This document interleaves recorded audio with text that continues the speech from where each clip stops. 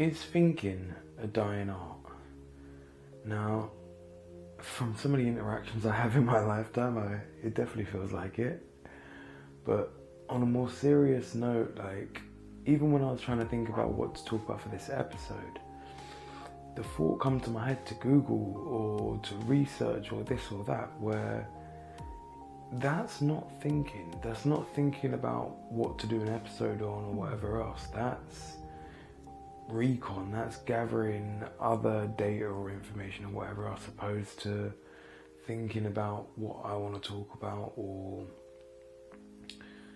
whatever it may be. Like, instead of putting the actual thought in myself, I was looking for something else to do it. And that made me think about how many other aspects of our life we might do that in, which subsequently inspired this episode. So I'm gonna speculate about this for a little bit, because it is something that is now seems interesting kind of once I've started, and I'm a bit like a dog with a bone like that. So let's go break this one down and see what there is to kind of find.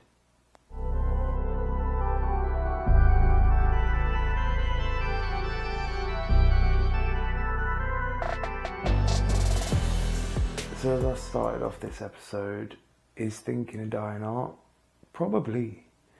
Like, if you're looking at thinking from an original standpoint, like original ideas and conversations that are completely original, that inspire new ideas and everything else, probably we're looking to that dying. Like, it's probably been dying for a while, to be fair, when you think about how quick we are to Google things and everything else.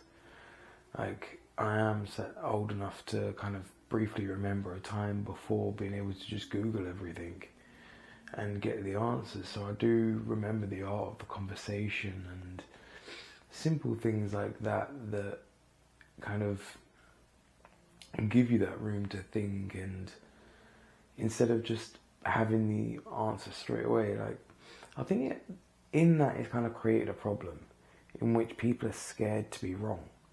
Like, if you're having a back and forth conversation with people, just talking about random ideas and everything else, there's nothing wrong with being wrong. But because it's so easy and so quick to be able to prove somebody wrong or get the right answer to something, or the supposed right answer to something, people seem to attach onto that a lot more than necessary. So, I do think it's kind of makes people afraid to kind of just speculate or have ideas out there, or have safe spaces for ideas, or whatever that freaking term means. But it is one of those ones where the more kind of time you spend thinking or allowing yourself to think, the more you will see that there is to think about. And don't get me wrong, I'm probably an overthinker, and it does get me in trouble quite a bit, but I wouldn't change it. Like, to actually sit down and think about what goes on in your life, again, like, we're bombarded with distractions and shiny objects and this, that and everything else, that it can get quite hard to think about life or to think on a serious tone. Or when you do kind of get back into your own world, it seems overwhelming because you've been so absorbed into a series that has no bearing on your life, that when you come out of it, everything else seems like the end of the world, or so serious, or whatever else. Like, I think when you spend too much time with your head in anything, it kind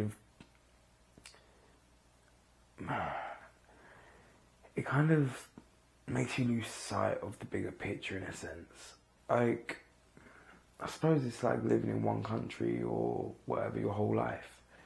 It's very easy to think that's all that there is to the world, but the world is a big place. There's different ways of life, there's different terrain, there's different scenery, there's different climates, there's different animals, there's different people, there's everything different around the world. But if you don't expose yourself to a certain amount of it, you'll never know it's there, and you'll never gain the knowledge that comes with kind of seeing that side of the world or that side of life. And if you kind of, to tie it into the previous point, if you stop doing that hard work and that legwork of like traveling around the world, meeting people, talking to different people, and instead take the shortcut of a search engine or an AI to give you the instant answer or to solve your problems or whatever else, you'll kind of, I can't think of the word for it, but you'll kind of, damn it, it's there, which is annoying. You'll lose touch with kind of what it takes to solve your own problems or deal with your own things. Like, if you didn't have to cook a meal for yourself for 10 years, how well would you know how to cook? Opposed to, even if you don't have to cook for yourself, if you chose to cook for yourself semi-frequently, just to keep the skills alive. There's so many aspects of life that are like that, where you just kind of have to keep the skills alive. And I don't know, there are many aspects of life where you just need to keep the skills alive, and it's one of those points where I suppose it's hard to tie that back in. Damn it. It's been a long day. But it is one of those ones where, to start back from the beginning with original thinking and thought and things like that. Even school, you're told what to think. Like, schools, they want parrots. Like, they give you a textbook, read the textbook and repeat it back to us, answer these exams correctly in this order, da da da da da da. It's a very regimented process. They very rarely do they kind of inspire you to go outside of the box or solve a problem a different way than they expected, or come to a different answer than they expected, whether it be right or wrong. Like, it's very much a place for that kind of cookie cutter person, and that's not everybody. Like, that is some people's environment to thrive, but it's not going to be others. Like, some people don't learn well with books, some people learn better in the real world, and I think kind of thinking is the same.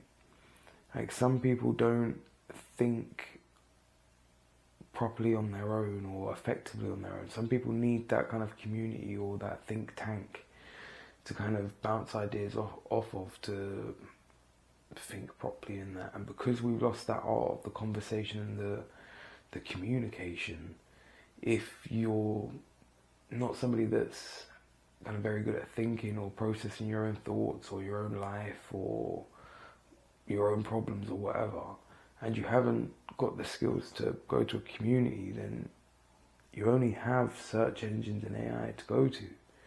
So again, those skills depreciate and you lose touch even further. The more you kind of spend time thinking about life, the more you'll see there is to think about. And again, careful not to overthink. There will always be things to overthink. But if you spend enough time in each scenario, again, I'm not trying to say that I've got it cracked, because I really don't. But it's just what I've kind of figured out so far, or what I kind of understand so far, is that if I don't take time to dip my toe into kind of each aspect of life, whether it be the solo thinking or the community thinking, or spending time working, or spending time having an adventure, or playing, or blowing off some steam, or whatever. Like, different aspects of life need that kind of nurturing at different times. And it takes a long time to learn that balance. And loads of things mess up that balance. Loads of things change that balance for the better or for the worst. Like, things ain't always straightforward, and you've just got to keep kind of swinging with the punches. That's why I say, like, riding the wave of life a lot of the time, because it's never going to be predictable. But the more time you spend thinking about it, the more you're going to have insight into your own life and your own behaviors. Like, even like, how many new inventions are made up? Like, I see a lot of inventions kind of come up these days that are more of a kind of reinvention or an inspiration from something else. Again, how many people are exposed to others' ideas on an ongoing basis, just constant bombardment. So they don't have a way to think about things for themselves. They don't have a kind of sanitary environment for their own thoughts to come through. If you don't have your own sanitary environment for your thoughts to come through, then everything's going to get contaminated. Your thoughts, your feelings, your emotions, da-da-da-da-da-da-da. And I mean, that's kind of an inspirational moment for myself there, or an insightful moment rather, where it's like, how would you get to that sanitary thought environment? It kind of, to think about it plainly, would be like no contaminants, no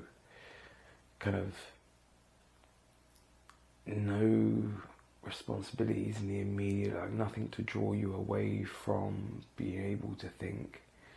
So, that would be a great experience. Maybe it's like a sensory deprivation tank or something for X amount of time. But not everybody would have that, obviously. And I don't. I wish I did. But it is one of those ones where, like, how can you kind of create your own sensory deprivation tank, whether it be a quiet 10 minutes in your bed in the morning or at night or in the middle of the day, whenever you've got time. Just that time where you can kind of breathe, let everything quiet down and be alone with your thoughts and think. Maybe not just about life, maybe about projects, about inventions, about music, about art, about people, about loved ones, whatever it may be. But actually give yourself that time to think. Because again, we live in an age where you've got instant gratification when you type something into a search engine. And really and truly, you don't know how true that's going to be. So, and even if it is right, it takes the fun out of it. What's more fun, reading the kind of synopsis of a movie or watching the movie? If it's a good movie, watching it's always going to be better. So, watch the movie of life. Like, sit in your own life. Don't kind of escape into something else. It is so easy to escape, but it's not necessary. There's so much life to live. Think about all the series people watch and all the things that people kind of waste their time doing. And it's not to say it doesn't have its place. Again, every aspect of life you kind of have to dip your toe in the water here and there. So there is a bucket for wasting time. But it's moderation. It's not all the time.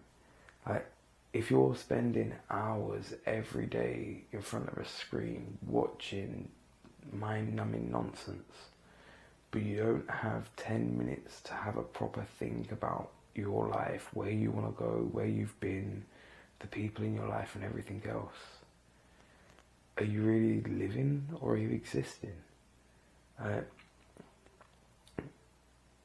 There is so much that we can think about, whether it be reminiscing or imagining the future or even planning what you want to do tomorrow or for the rest of the day, but actually thinking it through. To kind of dumb it down, I guess, like, how many people don't think through the little actions in their life? They say something stupid and they put their foot in it. They do something stupid and get themselves in trouble in one way or another. Where if they actually thought it through for a second, they'd have probably made a different decision. But we're impulsive, and sometimes we're more impulsive than others. So remembering to take that time to think is always going to be valuable. Don't just live by the seam of your pants or whatever the metaphor is. Like, actually live in the moment, live with intention, think about what you're doing and why you want to do it. As I always say, it's your life. So live it with intention, live it purposefully, and don't waste it. Because there are so many people that have been and gone already. And a lot of them would still wish to be around if they could. And like, imagine, even if we was to go back time before us, take all of our near relatives out of it so there's no personal nature to it. But imagine somebody from 500 years ago living now. What would they think? Would they think we were smart? Would they think we were dumb? Would they be impressed? Would they be saddened? Like, really, when you zoom out, what would it look like to somebody else to see our world for the first time? I don't know if it would be all kind of thumbs up. But then again, that's just me. They could look at this and be like, my God, this is like a whole new planet. It probably is. But again, if we don't take the time to think about it, I mean, I doubt Google will answer that one. But it is nice to kind of take the time to think about these, even if it's weird and wonderful thoughts, like, just like dreams. I love a wacky dream or a weird dream. Just, it's fun. And sometimes going on like a weird thought trail, even if you're thinking about absolute nonsense, it can be fun. So explore your own mind. Like, the world's a big place, so is your mind a big place. Like, really and truly, your mind is endless. The amount of thoughts that you can have, and I think it really is a muscle. So like, to actually like think isn't just like a skill. Like I said, like, the more you spend time thinking and processing things, it's a muscle that gets stronger and it gets better over time. You get more comfortable with thinking about good things, bad things, this, that, and everything else, but you get better at it and you enjoy it more. But it's, damn it, I lost it. I had a good one there. See, I need to spend more time thinking. It's been hectic. I've been living in the hustle and bustle of life, and I haven't just had enough of like a woosah moment and just sat with my thoughts and actually thought for a little bit. Instead, I kind of had to do the pod at first instance, but that's life. Again, it's where the pod adds value to my life. It makes me sit down and think about life from one aspect to another a couple of times a week at least. And again, it makes me kind of definitely more conscious about my life, but also more aware. Like I say, like damn it. The idea for this episode was literally like as I was putting my daughter back to bed. I was thinking about like what to do for this episode and the different kind of concepts that I've been rattling around, looking through my notes and da da da da da da. And then I was like, well then this thought kind of popped into my head, and it was like, well, really and truly, it is kind of all the nonsense behind, like, aside or whatever. It is a genuinely interesting question to me. Like, how many people genuinely think about their life, think about their actions and everything else, opposed to how many people just go to another source for their answers, whether it be a spouse, whether it be an AI or whatever else. Like, how many people rely on an outside source to do their thinking? Probably a lot of people. And again, it might not be all of life that they're allowed to do their thinking of, but we all know somebody that lets their partner dress them, or that feeds their partner and they only eat whatever's put in front of them or whatever else. Like, there's always those people that live on autopilot. I don't ever want to be one of them. So giving myself that time to kind of have a conscious thought and think about it, even if it's nonsense, even if the thought goes nowhere for a while, it's good to kind of break the sweat with the thought and just going through the exercise of thinking about something. Again, sometimes the weird and wacky thoughts are the best ones. Like, just thinking about nonsense and just letting your imagination run wild. There's value in that. But anyway, I've rambled on enough for this one. I've probably got in a few circles and off topic more than once or twice. But, hey, it's fun to sit and think, eh? The seed for this episode is think of 5 things that you now have that you once wanted. Because we all have them. And it's a very short list. 5 things ain't much to think of. But think of 5 things that you once wanted to have or achieve in your life, which you now have. And take that time and appreciate yourself for achieving them. Then think of the next 5 you want to achieve. Have that moment to think about life and, plan the future. All the best. I'll catch you on the next one.